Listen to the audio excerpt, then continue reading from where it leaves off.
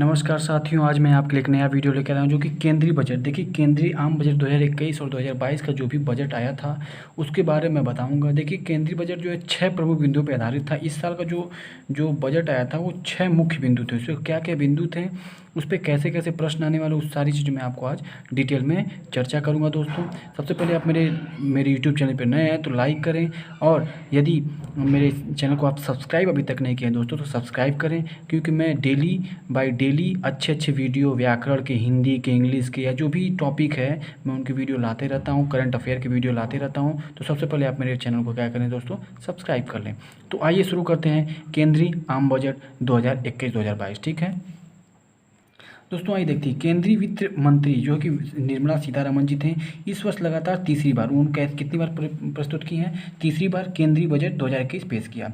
इस वर्ष का बजट पूरी तरीके से पेपरलेस था, मतलब बिना पेपर का था रूप में प्रस्तुत किया गया। इस बजट में पूंजीगत व्यय 2020 और 2021 में 4.39 मतलब 4.39 लाख करोड़ से बढ़ाकर 5.54 लाख करोड़ रुपए का प्रस्ताव कर दिया गया। मतलब पहले इतना था, अब कितना किया गया, इस बार केंद्रीय बजट इतना किया गया। 2021-2022 का बजट 6 प्रमुख बिंदुओं पर आधारित था, मैंने आपको पहले ही बताया। तो 6 प्रमुख बिंदु क्या क्या थे, आइए उसके बारे में चर्चा करते हैं। देखिए क्या क्या थे। स्वास्थ्य और कल्याण का था पहला पहला प्रमुख बिंदु। दूसरा प्रमुख बिंदु वास्तविक और वित्तीय पूंजी और बुनियादी ढांचा था। आकांक्षी भारत के लिए समावेशी विकास था। मानव पूंजी में नवजीवन का संचार था। नवोन्मेष और अनुसंधान और विकास के बारे में था। न्यूनतम सरकार और अधिकतम शासन के बारे में था। ये 6 हमारे क्या थे, प्रमुख बिंदु थे जो मैं आपको बताया। देखिए, केंद्रीय बजट जो 2021 के कुछ परीक्षा उपयोगी तथ्य थे, मतलब जो परीक्षा में डायरेक्ट प्रश्न इससे पूछे जा सकते हैं, उसके बारे में ही चर्चा करते हैं। देखिए क्या था। आरबीआई के आंकड़े के अनुसार कोविड-19 प्रयासों का समर्थन करने के लिए कुल 27.1 लाख करोड़ रुपए का व्यय तीनों आत्मनिर्भर पैकेज पर हुआ है, जो कि सकल घरेलू उत्पाद का 13% रहा है। जीडीपी का कितना रहा है, 13% रहा है, जो कि 27.1 लाख करोड़ रुपए का था। राष्ट्रीय स्वास्थ्य मिशन के अलावा 6 स्तंभों में से पहली आत्मनिर्भर योजना 6 साल में 64,180 करोड़ रुपए के परिव्यय के साथ साथ आत्मनिर्भर स्वास्थ्य योजना की शुरुआत की जाएगी। इसके अलावा 15 स्वास्थ्य आपातकालीन केंद्र को भी स्थापित किया जाएगा। ठीक है, 64,180 करोड़ से, ठीक है, इसका किया जाएगा आत्मनिर्भर योजना के तहत। ठीक है, आज देख नेक्स्ट पॉइंट क्या है। 2.87 लाख करोड़ मतलब 2.87 लाख करोड़ रुपए का परिव्यय के साथ जल जीवन मिशन, मतलब जल जीवन मिशन के लिए 2.87 रुपए आवंटित किए गए हैं, जिसे 5 वर्षों के घरों में कवर करने के लिए कार्यवाही, मतलब हर घर जल होना चाहिए, मतलब जल जीवन मिशन, मतलब ठीक है।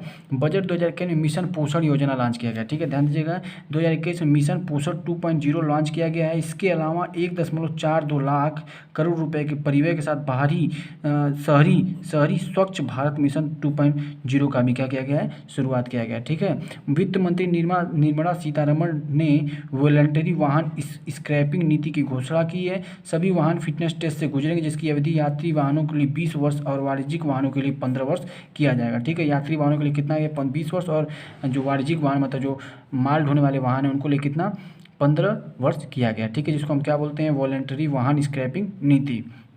नेक्स्ट देखिए, कोविड-19 टीकों के लिए 35,000 करोड़ रुपए का आवंटित किया गया। प्रश्न बहुत अच्छा बन सकता है इससे कि कोविड-19 के लिए केंद्रीय आम बजट में कितने रुपए का बजट पास किया गया था, तो 35,000 करोड़ रुपए को आवंटित किया गया था। ठीक है, सरकार के ने 13 क्षेत्र को कवर करते हुए प्रोडक्शन लिंक्ड इंसेंटिव स्कीम मतलब पीएलआई के लिए 1.97 मतलब पीएलआई के लिए 1.97 करोड़ रुपए की प्रतिबद्धता जताई है।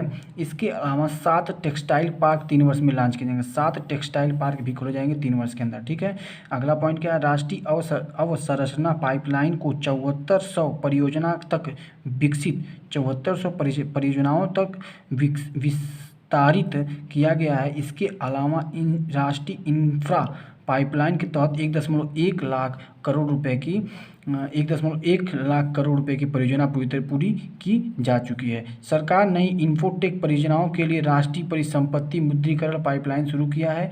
ठीक है, देखिए ध्यान दीजिएगा, 20,000 करोड़ रुपए का ये प्रदान करने वाले डीएफआई की स्थापना के लिए एक विधेयक लाएगी। 20,000 करोड़ रुपए की प्रदान करने वाली पाइपलाइन योजना शुरू की गई। ठीक है दोस्तों, नेक्स्ट पॉइंट पे आ जाते हैं। निवेशकों की स्पष्टता प्रदान करने के लिए एक परिसंपत्ति मुद्रीकरण डैशबोर्ड बनाया जाएगा। 2021-22 के लिए पूंजीगत व्यय 5.5 लाख करोड़ रुपए देखा गया है। 5.5 लाख करोड़ रुपए देगा, जो कि हर साल दर पे 34% है। हर जो साल दर साल 34%, कितना है 34% दोस्तों, ठीक है। मैं पहले कितना था 4.39 करोड़ था, अभी कितना हो गया 5.54 करोड़ हो गया है। निवेशक की आकर्षित करने के लिए NHI ने एक इन्विट प्रायोजित किया है। इस प्रकार 5,000 करोड़ परिचालन मूल्य वाली 5 सड़कें NHAI इन्विट को हस्तांतरित की जा रही है। संचालन और प्रबंधन के लिए बहुत ही हवाई अड्डों को विमुद्रीकरण किया जाएगा। TAI 2-3 शहरों में AAI हवाई अड्डों और अन्य रेलवे परिसंपत्तियों का विमुद्रीकरण किया जाएगा, ठीक है दोस्तों। भारतमाला परियोजना, ध्यान दीजिएगा, बहुत अच्छा परियोजना, प्रश्न पूछा जा सकता है। भारतमाला परियोजना के तहत 13,000 किलोमीटर अधिक सड़कें तैयार की गई हैं, ठीक है। 13,000 किलोमीटर से अधिक सड़कें तैयार की जा चुकी हैं भारतमाला परियोजना के तहत। 7,000 करोड़ रुपए के पावर ट्रांसमिशन संपत्ति को पावर ग्रिड इन्विट को हस्तांतरित किया जाएगा। ब्लूमबर्ग की रिपोर्ट के अनुसार वित्त वर्ष 2021 के लिए राजकोषीय घाटा GDP 9.8% और वित्त वर्ष 2022 के लिए इतना परसेंट रहेगा। जो घाटा हो रहा है इससे थोड़ा सा कम हो जाएगा, ठीक है।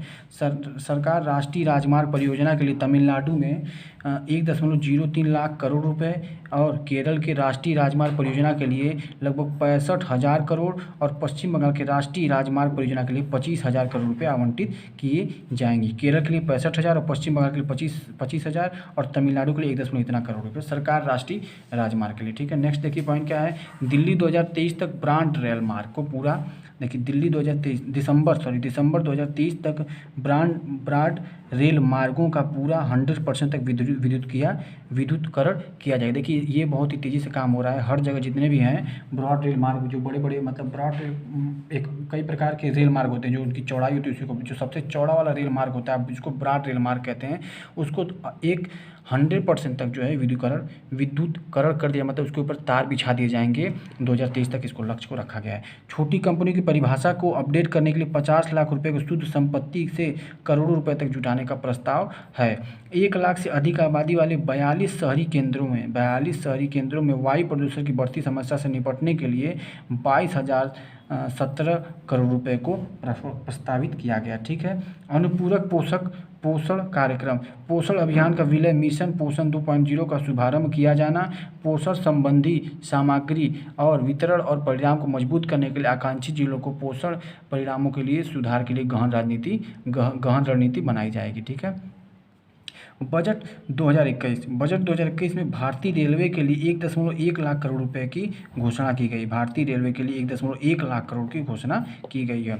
भारतीय रेलवे के लिए 1,10,055 करोड़ रुपए का रिकॉर्ड उपलब्ध कराया गया है। कुल खर्चा इतने करोड़ का और पूंजीगत व्यय के लिए उपलब्ध कराए जाएंगे। सरकार की योजना भारतीय जीवन बीमा निगम ने अपनी हिस्सेदारी का हिस्सा बेचने की है। सरकार की योजना भारतीय जीवन बीमा निगम ने अपनी हिस्सेदारी का हिस्सा बेचने की है। सार्वजनिक क्षेत्रों में बैंकों के लिए 20,000 करोड़ रुपए जुटाने की घोषणा की गई है। बीमा क्षेत्र में FDI को अब 49% से बढ़ाकर 74% का प्रस्ताव कर दिया गया। ध्यान देगा 49% से बढ़ाकर कहाँ तक कर दिया गया है, 74% करने का निर्णय लिया गया है, ठीक है। 49% से 74%। सौर ऊर्जा निगम को 1,000 करोड़ रुपए और अक्षय ऊर्जा विकास एजेंसी को 1,500 करोड़ रुपए का प्रस्तावित किया गया। जम्मू कश्मीर के नई गैस लाइन पाइप परियोजना की घोषणा की गई है। केंद्र में सार्वजनिक बसों के लिए 18,000 करोड़ रुपए देने के लिए घोषणा की गई है। कृषि ऋण लक्ष्य को बढ़ाकर 16.5 लाख करोड़ रुपए कर दिया गया है। ध्यान दीजिए कृषि ऋण कितना कर दिया, 16.5 लाख कर दिया है। धान किसान को भुगतान की गई राशि कुल 2021 से लेकर 2022 तक 1.79 करोड़ रुपए कर दिया गया है। मतलब सरकार ने उज्ज्वला योजना में के लाभों को अतिरिक्त 1 करोड़ रुपए तक पहुंचाने की घोषणा की है। यह योजना वर्तमान में 12 करोड़ परिवारों को लाभान्वित करेगी। वह स्वच्छ पेयजल ईंधन प्रदान करने के लिए आगे बढ़ाया जाएगा, ठीक है दोस्तों। नेक्स्ट पे आ जाइए। 50 लाख रुपए की मौजूदा सीमा को से पूंजी आधार 2 करोड़ रुपए तक बढ़ाकर छोटी कंपनियों की परिभाषा को संशोधित किया जाएगा। 1 अप्रैल 2021 से शुरू होने वाले वित्त वर्ष के लिए विनिवेश रसीदें 1.75 लाख रुपए करोड़ रखी गई है। सरकार ने संशोधित, सुधारित, आधारित, परिणाम आधारित और बिजली वितरण क्षेत्र योजना में शुरू करने की दिशा में बजट को करीब 3.6 लाख रुपए करोड़ के आवंटित किए गए हैं। राष्ट्रीय शिक्षा नीति, ध्यान दीजिएगा, राष्ट्रीय शिक्षा नीति के तहत 1500 से अधिक स्कूलों को गुणात्मक रूप से मजबूत किया जाएगा। 15,000 से अधिक स्कूलों को क्या किया जाएगा, उसको मजबूत किया जाएगा। ठीक है दोस्तों, आज डिजिटल पेमेंट को बढ़ावा देने के लिए 1500 करोड़ रुपए निवेश किया गया है। डिजिटल पेमेंट को बढ़ावा देने के लिए कितने का प्रयोग किया गया है, 1500 करोड़ रुपए का निवेश किया गया है। गोवा सरकार को पुर्तगाली से राज्य की मुक्ति के जयंती समारोह के लिए 300 करोड़ रुपए आवंटित किए गए हैं। जयंती समारोह के लिए 300 करोड़ रुपए आवंटित किए गए हैं। गिग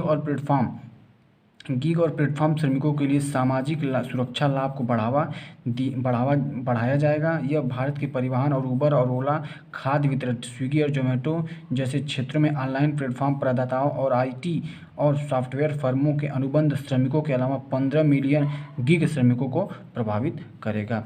बंगाल और असम के चाय श्रमिकों के लिए 1,000 करोड़ रुपए की घोषणा की गई है। बंगाल और असम के चाय श्रमिकों के लिए 1,000 करोड़ रुपए की योजना घोषित की गई है। वित्त वर्ष 2020-21 में राजकीय घोषीय घाटा कितना था, 9.5 था। कितना था, सकल जीडीपी कितना था, इतना घाटा था। जबकि 2021 और 22 में राजकीय घोषणा कितना था, 6.8% था। ये बढ़िया प्रश्न बनेगा इस पर, ठीक है, 6.8%।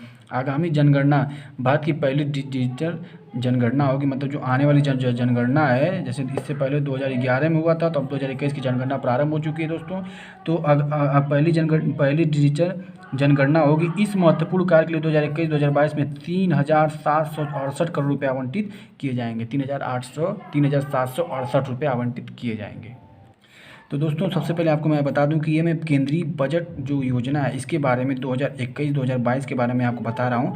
ये वीडियो बना के जब मैं अपलोड कर दूंगा तो उसके बाद ही मैं इस पर प्रश्न कम से कम 25 या 30 प्रश्न इस पर कराऊंगा, जो कि आपको एकदम अच्छे तरीके से समझ में आ जाएगा। ठीक है, वित्त वर्ष 2021 में 30,000 करोड़ रुपए की ग्रामीण इंफ्रा डेवलपमेंट का आवंटन बढ़ाकर अगले वित्त वर्ष के लिए 40,000 करोड़ रुपए हो गया है।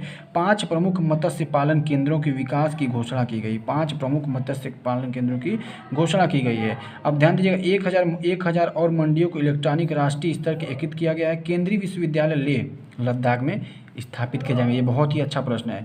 केंद्रीय विश्वविद्यालय लेह और लद्दाख में स्थापित किए जाएंगे। 22 और खराब होने वाली वस्तुओं को कवर करने के लिए ऑपरेशन ग्रीन योजना है। ऑपरेशन ग्रीन योजना, ध्यान दीजिए, कोई भी चीज़ खराब हो जाती है तो उसके लिए ऑपरेशन ग्रीन योजना का भी लॉन्च किया गया है। ठीक है दोस्तों, नेक्स्ट पॉइंट पे आ जाते हैं।